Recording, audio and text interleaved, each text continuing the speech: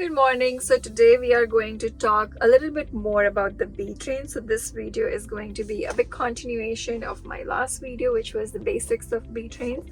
It's ideal if you watch this video along with the one that I already have out there. Usually it's a rare scenario that you'll ever have to scale it, but we'll get into it just for the knowledge sake. The fun part today is going to be B train backups. So that's actually the highlight of today.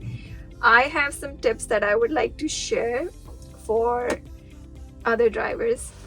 Probably it's helpful for the new drivers. So let's go and do that. So let's start looking into the procedure in order to scale the B trains.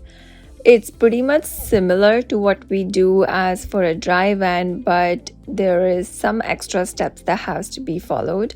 First of all, we all understand that a scale is divided into 3 sections in order to weigh for our steer axles, drive axle, and tandems when it comes to dry van. Now, in order to weigh more than 3 axles like B train or multi-axle vehicle, what we have to do is, first of all, you have to go and tell the operator that you are doing a multi-axle weighing. Once everything is set up, you can go ahead and drive on the scale in a way that your steer, drive, and tandem axles are on each section of the scale. Once that is done, you're going to pull ahead and have your last axle on the scale in order to get the weight. Now, once you are done weighing all the axles, what you'll get is probably 1 ticket with all the numbers, or you'll get 2 tickets depending on the location and how gas stations at times operate when it comes to multi-axle. In these cases, when we are doing multiple weighing, you just have to end up adding all the numbers and compare it with the allowed weight allowance as per the province at every single axle. For weight allowance descriptions, you can actually go through the video link for detailed understanding about the weight. So that was pretty much it about the scaling procedure when it comes to multi-axle. Now let's go ahead and move on to more details about the adjustable B train that we have. Now the lead and pup both has 4 holes in order to position the chassis. So when it comes to the lead, the holes are labeled as the B train. And in the middle you'll see 20 full and 20 dégal, which is in French. It's also termed as Quebec thaw. And then you have a dock position. Before I start the procedure of backing up a B train, let me give you a couple of pointers.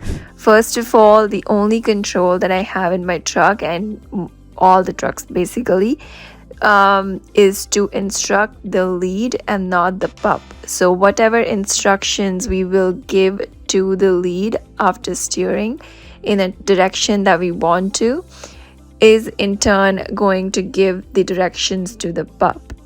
That's how it's going to move. Second point is, whenever we are backing up a B train, especially, as you can see, there are 2 points where angles are extremely important. So one is between the truck and the lead, and the other one is the lead and the pup.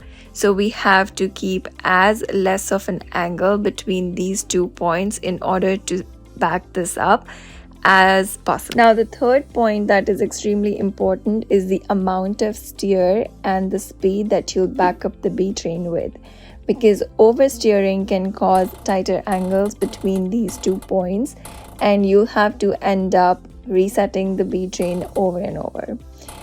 And overspeeding will not give you enough time to judge where the direction of the pup is going, and you'll not be able to take a decision and react accordingly. Alright, now I think we do understand some of the pointers here, so let's get into the fun part and let's start backing up the beat. So what we're gonna do in this part of the backup is that we will only back this up straight instead of backing in a spot or anything.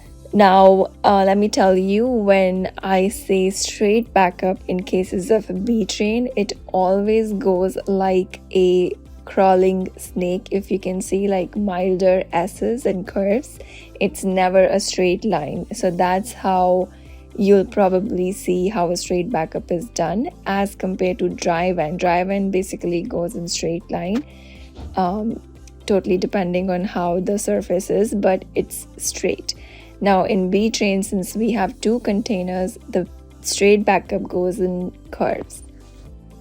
Now before starting, let me also tell you this, that to direct pup into a direction, let's say if I want to go right, the pup will understand right as right, and if I want to go left, the pup will understand left as left. Whereas if you remember, anytime you are connected with a truck, the trailer goes in a different direction, meaning if I steer to the right, trailer goes to the left, and if I steer left, so the trailer goes to the right.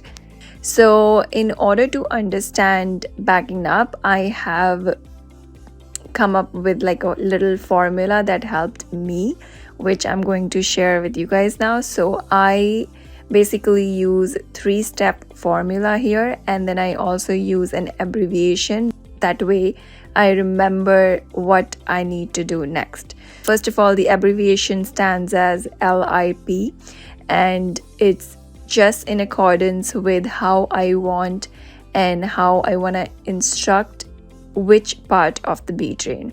So L stands for lead, I stands for inline, P stands for pup.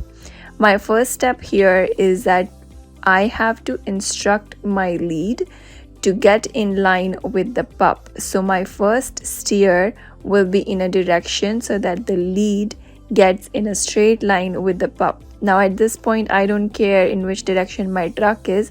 All I care is my lead is in line with the pup. Now I here stands for inline, which is straightforward. So my third step here is going to be for the pup. Now I want to give direction to pup so that it starts leading the B-Train in the direction I want to go. So that was pretty much it in a nutshell about the B-Trains. If you are a new driver looking into getting B-Trains, or if you're somebody already working in it, I think this is going to give you a fair idea of what it looks like to work with them.